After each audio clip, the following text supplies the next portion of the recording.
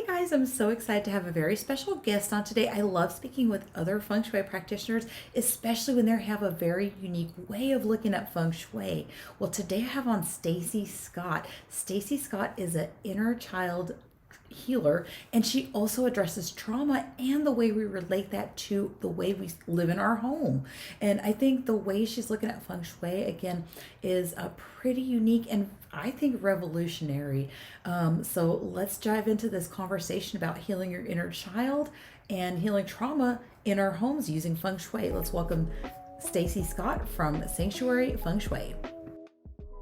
I'm going to have you introduce yourself, Stacy. How are you today? I'm doing wonderful today. Thanks so much for having me. So, I am a feng shui practitioner and an inner child healer. And feng shui for me is really more a meditation on how our subconscious comes out in our space. So, I work a lot with trauma survivors, actually helping them to create a home and a life that's really telling the story of who they are and who they want to become, rather than a story about their past. I love that. So one of the things that struck me too is that it is very different than what we're hearing a lot about with feng shui. And that's what I love. I love to have on other practitioners that have maybe like a specialty that they incorporate with feng shui or just something very unique they do with their feng shui. So how exactly did you stumble into doing like trauma and working with healing the inner child? How did that come about? Yeah, so very, very personally, honestly, I grew up in a very cluttered and stale energy home. And it really felt like a lot of ways my relationship to my space was really disconnected. There was really no safe space for me to go in the home. And I grew up with this kind of burning question on the back of my mind my entire life of what was the meaning of home? How do we actually create a sense of security, safety, and utterly sanctuary? Like, what does that even mean? So, fast forward into my adulthood, I became an occupational therapist. I have a doctorate in occupational therapy. And I started doing something really specific in OT. I started working in the home because the home is my whole life. And I was doing something specific at the time called home modification for aging in place. So I was going into seniors' homes with the ability to install stair glides and grab bars to help promote a sense of safety and security and help them remain at home. But what I was noticing was this really repeat question that I had been asking myself around the meaning of home and how home really kind of shapes our personalities and who we become as people. I realized that that actually wasn't a question that was solely me. Because I was going in with the ability to do grab bars and stair glides in these seniors' homes. And what I had been equipped with as an occupational therapist was no longer meeting the mark. I was not helping these people in this very deep way in their homes because I was encountering so many different things, hoarding issues, and people were just telling me they didn't feel good in their home. And my grab bar was not going to fix that. So fast forward a few years later that I became incredibly burnt out. My nervous system was incredibly dysregulated. I was moving through my own trauma healing journey because I was finally really paying attention to my own childhood and the way it was still impacting me as an adult. And I very clearly heard in my brain one day after I had actually upped and quit my job, which was very scary. I heard in my brain very clearly one day, I mean, it was definitely a love note from the universe saying, look at feng shui. You're a feng shui practitioner. And before I knew it, I was down a Google rabbit hole and it became the answer to the question I had been asking myself even as a child. So that's really how I know that the home really plays such a pivotal and impactful way in not only how we grow up, but how we view ourselves and how we kind of tell the world who we are. So that's how I really integrate trauma into the feng shui space and help trauma survivors basically heal through the home. That's amazing. We'll kind of come back around to how you actually work in a space and everything in just a second. I think you make an amazing point when you say that as a child, like coming out of that, I think a lot of children that come from homes that are tumultuous, they have a lot of fighting or issues, or kids don't feel safe at home. They do tend to gravitate towards like the one thing they can kind of control is like their room or a space within their home. And they tend to like rearrange the furniture a lot or try to create a space that their parents will feel is good. So, yeah, Exactly. yeah. I call a lot, you touch on so many examples and issues that I work on with my clients often. And I call this basically, for lack of better wording, I call it generational trauma, and the way it kind of flows down through the generations and is still impacting us in our homes. Just this morning, I had a client who we were talking about why she feels like her living room cannot be touched. And I said, "Is that because that's how your mom taught you?" She goes, "Yeah. I can't even, this room has to stay perfect." And I challenged her a little bit and I said, well, what if your living room becomes another family room instead of this kind of dead zone that you've created? And she just went, "Oh my gosh, wow, that's going to be hard for me." But that's an example of generational conditioning, that we were told we had to live in our homes in this very specific way. And it's really now, after the pandemic, none of that works for anybody anymore. Our lives are so changed. And I see it as my job to help people understand that those rules of the home can all get thrown right out the window in favor of what they and you truly need in your home to not only heal, but also to thrive. Just tell us about the journey for, kind of transitioning from the occupational therapist to doing feng shui. Where did you kind of start out with your feng shui journey? Well, like a very good, at the time, perfectionist and needed to be an A+ student. I found an accredited program and it was 6 months and I threw myself in. Um, and then, I decided this feels so like me. Like it felt like wisdom I had been practicing for a very long time in prior lives, because I just took to it literally like a fish takes to water or a bird takes to air. I just intuitively could sense everything about people's homes and their floor plans. And so, how really for me, trauma healing came into it was actually myself. I started doing cures and my body went into panic attacks. And I realized I was asking my home, I'm asking the universe to bring me some sort of abundance, but that my body was not able to let that abundance in. I had so much resistance in the form of panic attacks, in the form of um, feeling overwhelmed, which is really a freeze response in the body. And it became very clear to me that for all the people out there that feng shui doesn't quote unquote work for, I wanted to speak for them, because I was someone that feng shui by the book did not work for. And I knew in my heart that that didn't mean that it couldn't work for them, or they weren't in the right place, or for some reason they weren't good enough. It just meant that the feng shui was asking the universe to bring something in that their body was not yet willing to accept. And that's how it just dawned on me like a ton of bricks one day. I need to incorporate trauma healing into this, because this is my journey. I am seeing this so clearly in my own feng shui life. And then immediately I started to see it in my clients' lives when I started to shift my questions, my mindset, and my intuition to be more trauma focused. Beautiful, beautiful things started happening for my clients. They also received beautiful things because of the feng shui, the jobs, money, getting pregnant, like all the beautiful juju that we all want from life. Yes, all the results that we as practitioners aim to achieve for our clients. Yeah, and sometimes you're right. Sometimes, I mean, I went in practicing a certain style of feng shui, but for me, my geared toward more towards like the classical and the formulas and all of that. So I definitely know kind of shifting focus, and I've definitely talked to other practitioners that have shifted focus, within their feng shui to really meet where they're at in life. Kind of going back to what you were talking about earlier, you were talking about your client that had the living room that was in the pristine condition. One thing I noticed too about looking at people's kind of gut reactions to their home, it tells you a lot about what's going on in their space. If they tend to really hate a space or they really avoid a space, Mhm. really looking at why and what is in that space that they're avoiding can be so impactful.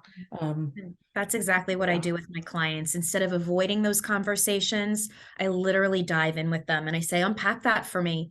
Because going through my own healing journey, there is literally nothing that I can't look at and I can't guide a client through. And I think a lot of people are just waiting for someone to say, you got to jump, but don't worry, I'm going to jump right next to you and I'm going to hold your hand on the way down because this is scary. There's a lot of fear and I didn't have anybody to help me through my own healing process. I had support, but I didn't have anybody who had been there who could tell me just keep going. This is part of the process. Just keep going. Let it all fall away. And I am so proud today that I get to say that I am that for my clients. Oh, I love that. I love it. So when you're working with a client, how exactly walk us through the process of just kind of what that looks like when you take on a new client and they have all the questions, they want to know. What does that look like? Yeah, so it really starts with a very detailed questionnaire. I joke with my clients, I go for the jugular. I'm going to ask you those uncomfortable questions about what was life like growing up for you? What are some of the things that you find that you do in your home now that maybe mom or dad did? So it really starts off with a very detailed questionnaire and like a profile of the client, which very much harkens back to my occupational therapy self. That's what we're taught to do as OTs is to really be sponges and to unpack and question everything, even word choice, because it means something. And then from there, I go through the home with people. Depending if it's a 2-hour consult or I am also a coach. I work for 3 months with my decluttering clients. So it always starts off with a feng shui consult. So I can see the home. I can see how they react to the home. I can see the colors. I can see where they're kind of storing the things they'd rather not look at, potentially in the form of clutter. And then from there, depending on their needs, we don't avoid any uncomfortable conversation. I unpack everything for them while guiding them lovingly. And we take it from there. We see what needs to be then gone in from an inner child healing standpoint, what really feels like a sticky spot for them. And we go in and we do the inner child healing around it. So we're healing both home and body at the same time, which is why I think my clients have such explosive wins. Yeah, that's very true. So I do feel like no matter what style of feng shui you practice or what you're doing, there has to be that inner work also. When we're just looking at one aspect of it. I think that concept in feng shui, heaven, earth, and man really comes into play because we still have to work on that man part of us and work on what's going on inside. And of course it then is reflected outside. So yeah, it all really goes together. Very interesting. I do believe it's Stacy's background and experience as an occupational therapist that's given her this unique perspective when it comes to understanding the changing needs and functions of our home over time. Stacy's really good at communicating the fact that feng shui isn't a static thing, but rather something that can change, literally physical, within your space, like she did with occupational therapy, or emotionally to meet where we're at in life.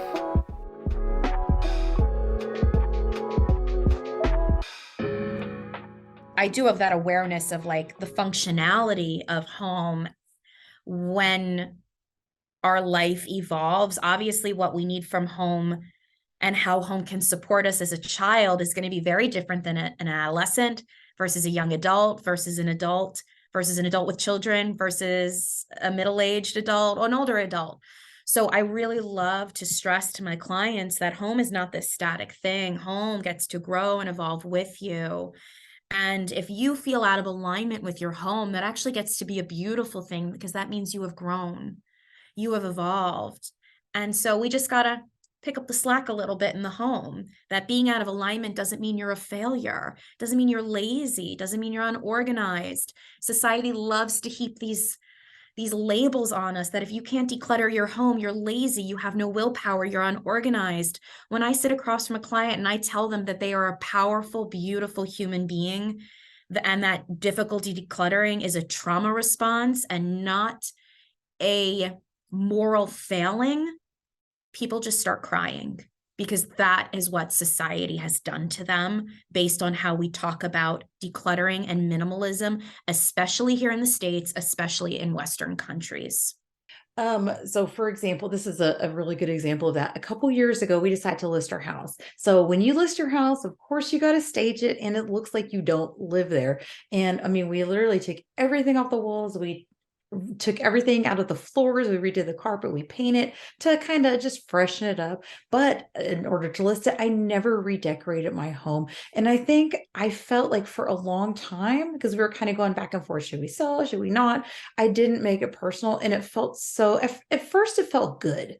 It felt good to get everything. I mean, I literally boxed everything. We put it all in the storage units. I had minimal stuff and I got rid of a lot of that stuff too. But at some point it started feeling cold and sad. And I think as a society, we really do put this kind of minimalism on this pedestal of, this thing we need to attain, but I feel like I'm more of a maximalist. I like having my books hanging up. Like I like having, all the things. I like visual things. And so to me, it just feels a lot homier, a lot warmer when I look at, the stuff, and it's still organized, and I still have kept a lot of the declutter that I did during that initial big sweep. So I was able to maintain that, but having it where it's functional and it looks nice now and it makes me feel good just makes my home feel so much better. So I always like to tell my clients when it comes to the minimalism versus the new buzzword maximalism debate that human behavior is not a hierarchy, it is a spectrum. And we need to remember that because we do in this society place minimalism at the creme de la creme of society. But unfortunately, over the years, this idea of minimalism has, maybe it was rooted in earth consciousness and social justice. I think it's kind of gotten corrupted and overtaken as another way for people to espouse their wealth and their degree of trendiness. So really, it's become a bit of a lifestyle technique. Now, when I work with my clients, what your nervous system needs in your home to thrive might be minimalism. It might be maximalism. It might be something in between. So we need to come to understand in this country that our behavior in relation to our home and what we need from space to feel comfortable and thrive is going to constantly be kind of swinging on this based on our own personal evolution and our healing journey. So to create a hierarchy out of behavior where if you are, quote unquote, messy or quote unquote unorganized, that's where a lot of the shame, blame, and pressure is coming from people because they feel like they're failing.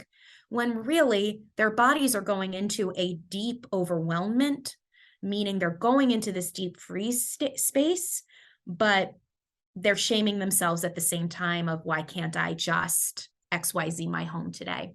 So this is where it really the origination it is, for at least in my world and the clients I work with, of a lot of the shame, blame, and pressure that comes from not decluttering, quote unquote, enough. Because what is enough?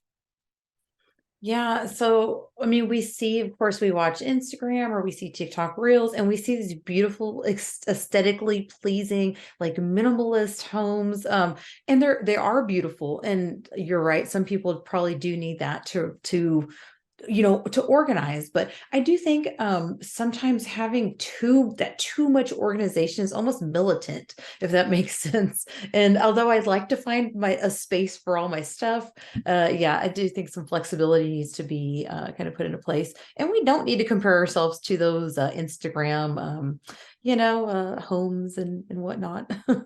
I think we forget too that home is meant to support us, not the other way around. So many of us feel like home is kind of has handcuffs on us and is dragging us along for the ride because we feel like we can never keep up.